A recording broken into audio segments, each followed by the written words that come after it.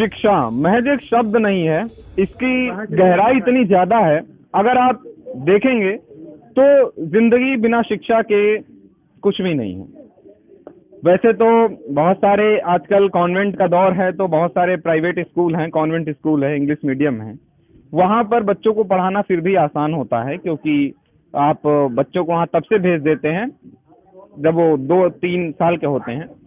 लेकिन ऐसे संगठन जो ये जीत केयर फाउंडेशन है, और पिछले 3-4 सालों से ये लगातार काम कर रहे हैं, तो आज हम बात करते हैं और कितना मुश्किल हो पाता है ऐसे बच्चों को मैनेज करना और फंड वगैरह के लिए।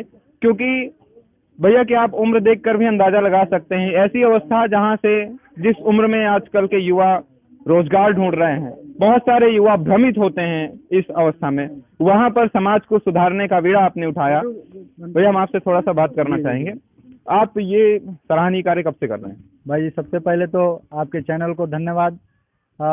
जीत वेलफेयर फाउंडेशन 2018 में हमने इस संस्था का उद्घाटन किया था, जो पिछले समथिंग मान के लिए 3 साल से हम लोग शिक्षा पे और अपने देश के गली मोहल्ले और ज़िले को रोशन करने का काम कर रहे हैं, जिसमें हमारी टीम के और भी सभी मेंबर हमारे साथ कंधे से कंधा मिलाकर कार्य करते रहते हैं।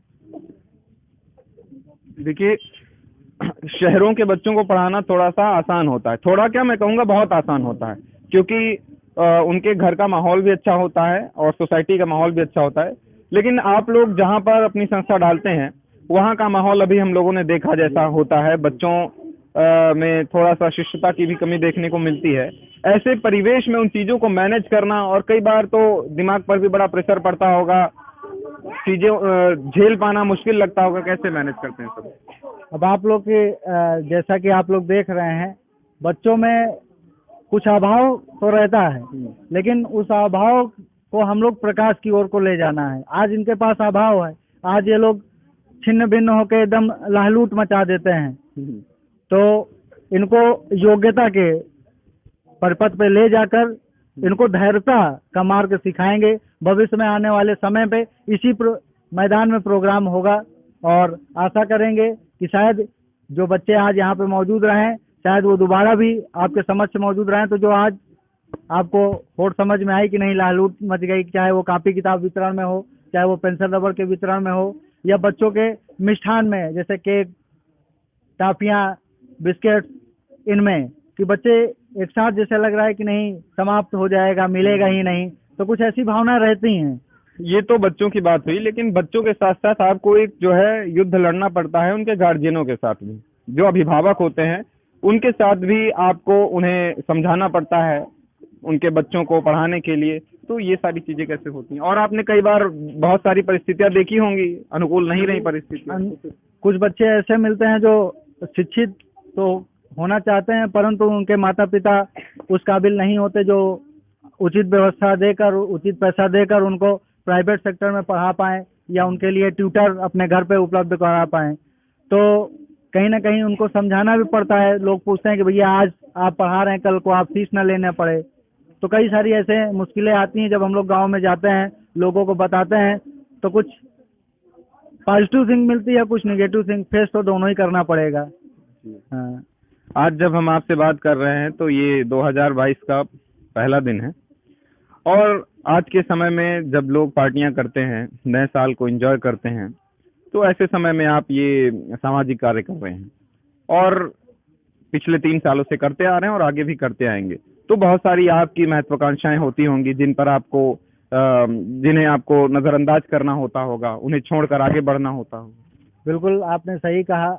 हर व्यक्ति चाहता है कि मैं अपने परिवार के लिए, अपने फैमिली के लिए वो सब कुछ करूं। आज भी जो 2-4-5 हज़ार रुपये इन्वेस्ट हुआ है, चाहता तो यह मैं अपने परिवार के साथ किसी अच्छे से होटल या किसी अच्छे से पार्क या किसी फिल्मी दुनिया में जाकर वहाँ पे एंजॉय कर सकता था। परंतु जो संस्था का उद्देश्य है कि हमें हर हाल में लोगों की सहायता करना है, चाहे वो तन से, चाहे वो मन से, चाहे वो आर्थिक स्थिति से। तो हम उस कार्य पर निरंतर जिस प्रकार हम चल रहे हैं लोगों के सहयोग से, आशा है कि रायबली की जनता भी अगर इसी मुहिम में हमारा साथ देगी तो निरंतर हम इस जिले में भी शिक्षा की एक ज्योति हर घर प्रकाशित करने का कार्य करेंगे। ज्यादातर हमारे जो दर्शक हैं वो इसी क्षेत्र से हैं, तो उन दर्शकों के लिए आप क्या संदेश देना चाहेंगे और क्या अपील करेंगे? सबसे पहले तो रायबली की जनता को मैं ये कहना चाहता हूँ, उनसे एक अपील करना चाहता हूँ कि देखिए, स्वतः मैं अपने लिए कुछ नहीं मांग रहा हूँ, मैं रायबली की जनता के लिए ही उन लोगों से इस मुहिम में जुड़कर उनका साथ चाहता हूँ। मुहिम में कैसे जुड़ना है? हमारे जीत वेलफेयर फाउंडेशन संस्था से आप लोग जुड़ सकते हैं। साथ में यदि आप चाहें तो आर्थिक मदद कर बच्चों के लिए कुछ कर सकते हैं। नहीं भी आर्थिक मदद तो आप समय समय पे अपने माध्यम से बच्चों की सामग्रियां, जैसे उनके लिए पढ़ाई के जो कुछ सामग्रियां हो गई, उनके लिए कपड़े की कुछ व्यवस्थाएं हो गई, उनके लिए खाने पीने की कुछ व्यवस्थाएं हो गई, उनके खेलने कूदने की कुछ व्यवस्थाएं हो गई। तो बहुत तरीके के लोग हैं जो आर्थिक रूप से मजबूत तो होते हैं, परंतु समाज में उनके जाने के लिए या किसी के लिए भलाई के लिए समय नहीं होता।